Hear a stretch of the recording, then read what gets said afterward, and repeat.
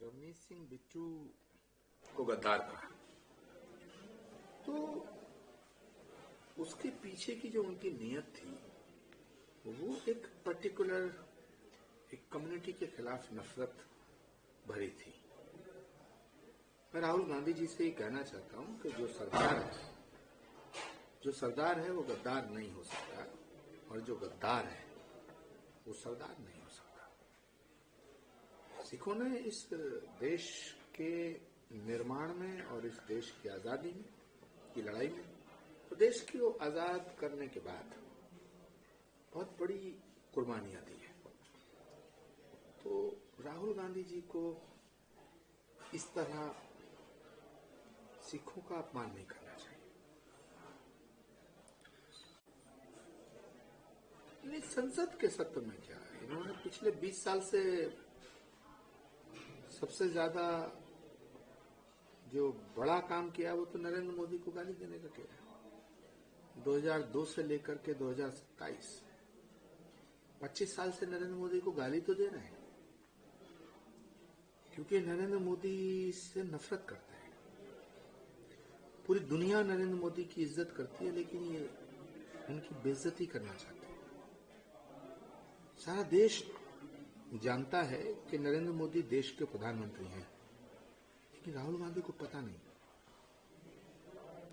कि ने इस देश के गौरव को बढ़ाने का काम किया है और भारत और सनातन के ध्वज को पूरी दुनिया में फहराने का काम किया है। नरेंद्र मोदी भारत के गौरव है।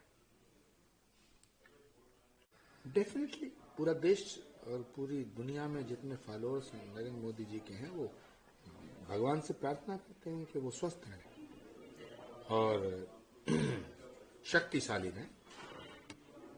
अभी इस देश को नरेंद्र मोदी की जरूरत है। नरेंद्र मोदी जी का स्वस्थ रहना, नरेंद्र मोदी जी का शक्तिशाली रहना बहुत जरूरी है, बहुत आवश्यक है। इस देश को मोदी की जरूरत है। पीएम मोदी इस देश के अंदर बहुत बीमारियां थी जिनका इलाज नरेंद्र मोदी ने किया है, और कुछ बीमारियां अभी बची हैं। तो जो बीमारियां बची हैं उनका इलाज भी मोदी करेंगे। राहुल गांधी जी को परेशान नहीं होना चाहिए। और सच बात तो ये है कि राहुल गांधी पहले सिर्फ कांग्रेस की समस्या थी, अब देश की समस्या बन चुके हैं। राहुल गांधी अब राहुल गांधी जो कह रहे हैं उसे राहुल गांधी समझ सकते हैं, देश की जनता की समझ से बाहर की बात है। सर एक देखिए, गाय हमारे लिए माता है, माँ है, और इस्लाम कहता है कि माँ के कदमों में जन्नत है। तो इस्लाम ये नहीं कहता कि कौन सी माँ के कदमों में जन्नत है। इस्लाम कहता है माँ के कदमों में जन्नत है। तो जो इस्लाम माँ के कदमों में जन्नत बताता है और हिंदू गाय को माँ मानता है, तो जो गोदान फिल्म है, मैं देश के सभी उलमा कराम और तमाम मौलाना साहिबान से ये गुजारिश करूंगा, ये रिक्वेस्ट करूंगा कि वो हमारी आस्था का सम्मान करते हुए माँ गाय को भी अपनी माँ मानना स्वीकार करें। और माँ के कदमों में जन्नत है, इसका मतलब साफ है कि गाय के कदमों में जन्नत है। तो गोदान फिल्म का विरोध ना करें, गोदान को सपोर्ट करें। इसके अलावा भारत एक लोकतंत्र है, बहुत ही बड़ी डेमोक्रेसी है।